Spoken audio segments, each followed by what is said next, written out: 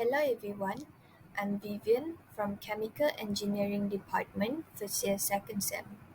So today we would like to introduce our article critic assignment, which titled Benefits and Risks of Using Clones in Forestry.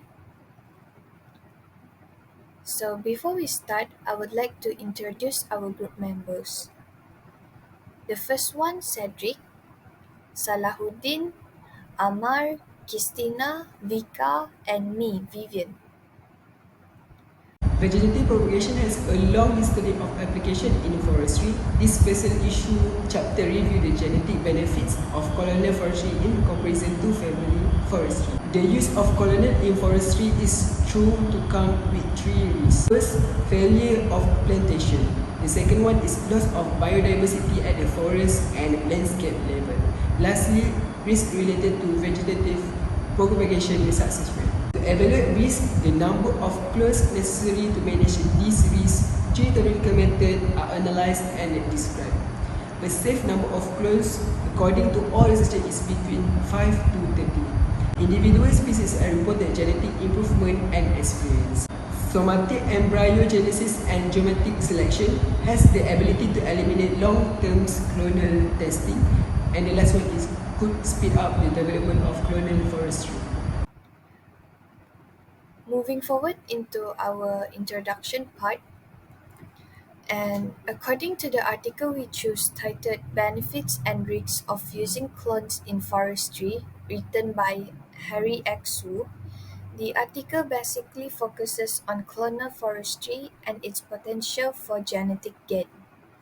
The methodologies that are involved in this research of clones in forestry are theoretical analysis and practical evidence from progeny and clonal trials. Based on the information from the website named Center for Economic Policy Research, Harry X. Wu is a famous growth economist for the Chinese economy. He is an economics professor at Peking University's National School of Development and a former tenured professor at Hitotsubashi University's Institute of Economic Research. Growth accounting, productivity theory, macroeconomic measurement, and the economics of central planning and transition, with a focus on institutional interpretation of growth and productivity chain, are some of his main areas of study interest. As mentioned earlier, the significance of the article is about the use of clones in forestry. Clonal forestry has the ability to improve tree varieties and increase genetic gain, but it also has hazards such plantation failure and genetic diversity loss. Effective cloning in forestry practices requires an understanding of the advantages and risks involved.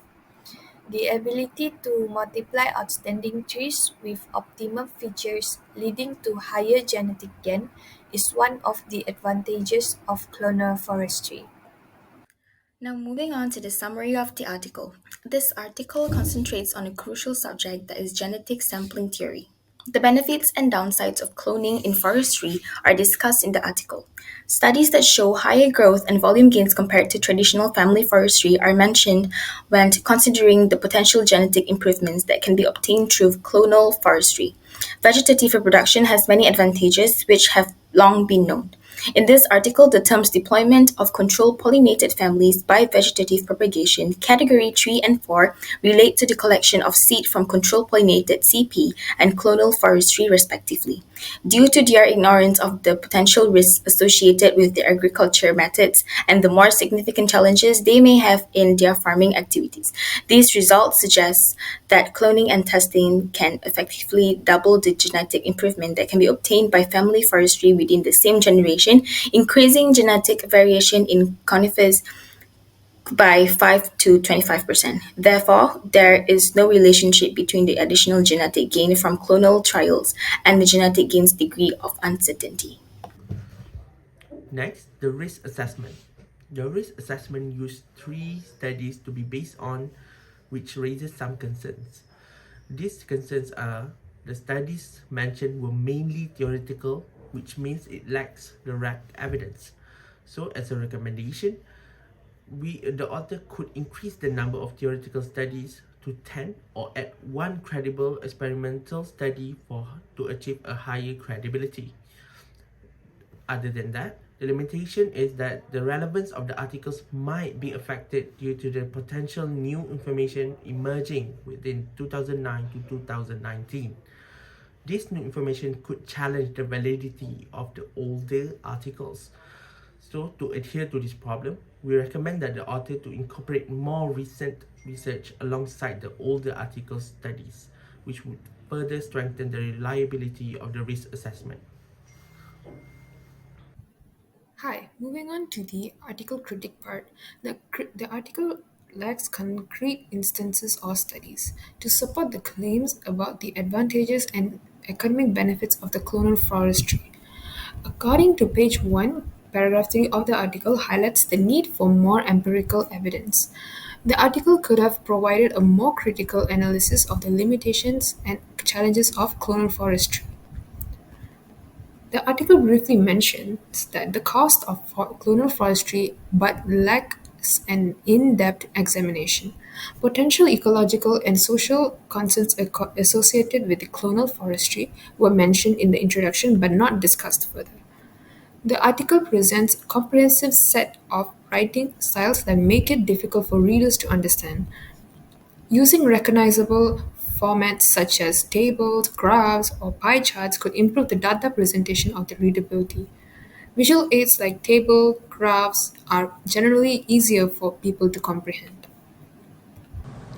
Hi, so I proceed to the next part of the critic.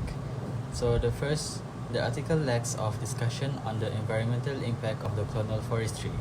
The second one, the article mostly focused primarily on genetic parameters and genetic gain in the clonally replicated trials.